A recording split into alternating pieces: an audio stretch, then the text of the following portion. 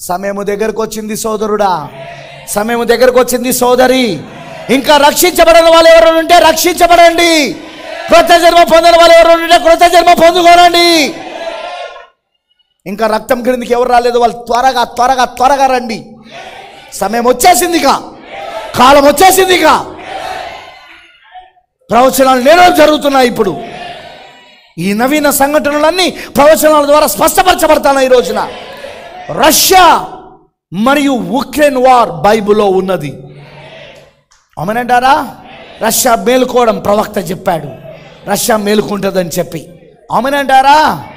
అదిగో అక్కడ 3వ మందిరాన్ని కట్టడానికి ఇశ్రాయేలులో కావలసిన ఎర్రనిపై సిద్ధమైంది అక్కడ దేవునికి అర్పణ ఇవ్వడానికి. ఆమేన్, హల్లెలూయా. అది కట్టబడి అక్కడ అర్పణ చేయబడినప్పుడు మెస్సయ్య వస్తాడని వాళ్ళ నమ్మకం అది. ఆమేన్, హల్లెలూయా. అదిగో క్రూరముఖము రోమ్ ఇప్పటికే ప్రపంచ దేశాలన్నింటినీ ఆర్థిక పరంగా తన గుప్పట్లో పెట్టుకున్నది.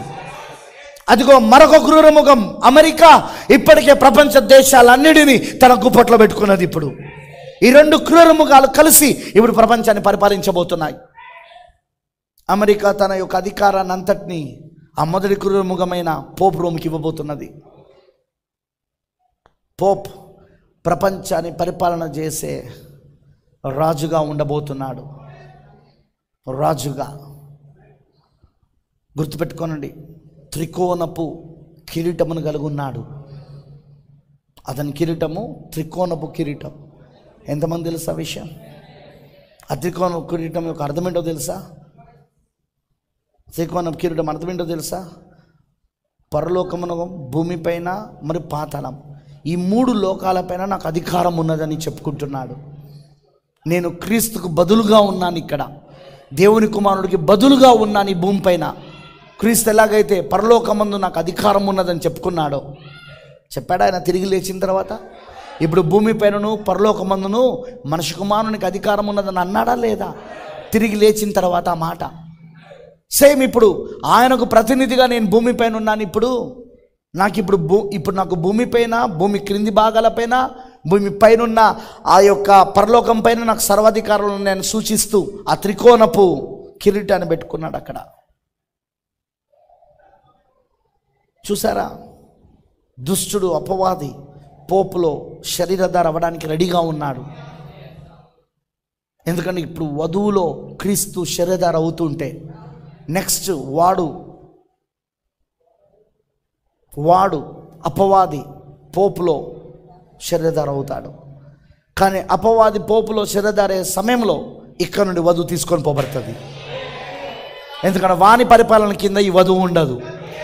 ఎందుకంటే ఈమె ఆల్రెడీ ఒక పరిపాలన కింద ఉన్నది. అదే క్రీస్తు పరిపాలన కింద, తన భర్త పరిపాలన కింద. రాజులందరికీ రాజు ఆయన. ఇక్కడ ఉన్న వాళ్ళందరూ రాజులై ఉన్నారు. ఈ వధువంతా రాజులై ఉన్నారు. రాజులకు రాజు, ప్రభువులకు ప్రభువు క్రీస్తు పరిపాలిస్తా ఉన్నాడు. ఇప్పుడు ఆమె వాని పరిపాలన కింద అస్సలు తన భార్యను ఉంచాడు ఆయన, తీసుకెళ్ళిపోతాడు ఆయన.